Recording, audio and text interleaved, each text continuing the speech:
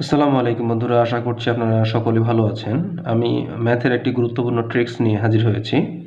5 সেকেন্ডে কিভাবে পূর্ণবর্গ অঙ্কগুলো আপনারা সমাধান করবেন, সেই ট্রিক্সটাই আমি এখন দেখাই দিব আপনাদের।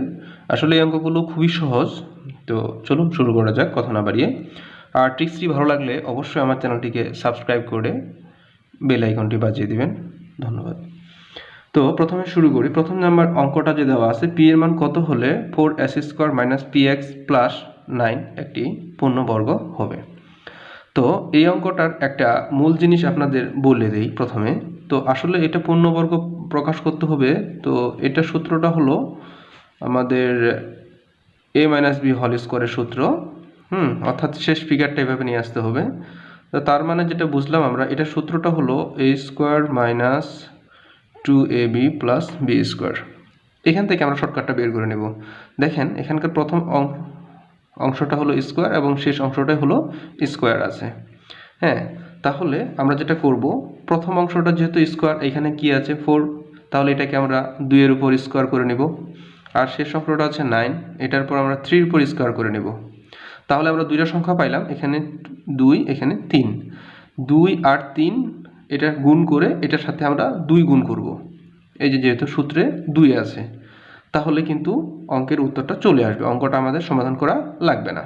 অর্থাৎ 2 আর 3 6, 6 আর 2 12। তাহলে এই অঙ্কটির উত্তর হলো 12। অর্থাৎ আমরা অঙ্কটা না করেই এক পলক দেখে কিন্তু অঙ্কর উত্তরটা বলে দিতে পারবো। যেমন আমরা এটা বের করে ফেললাম।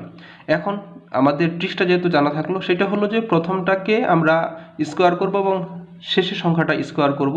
হ্যাঁ, তারপরে স্কোয়ার দুটো বাদ দিতে হবে। বাদ দেওয়ার পরে দুইটা সংখ্যা নিব, যে সংখ্যা দুটো বের হবে ওই সংখ্যা দুইটা গুণ করব এবং সেটাকে আবার 2 দিয়ে গুণ করব।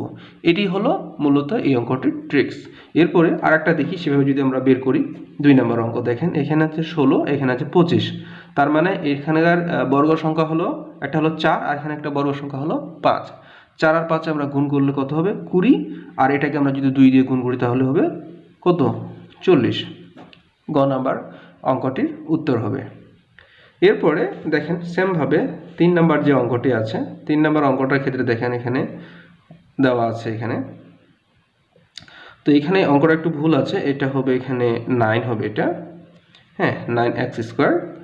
তো যাই হোক, তাহলে এখানে আমাদের বর্গ সংখ্যা আমরা এখানে পাবো 3। হ্যাঁ, আর এখানে পাবো আমরা 4। তো এখানে 3 এবং 4, আর এটাকে আমরা 2 দিয়ে গুণ করবো। 3 4 12, 12 2 24।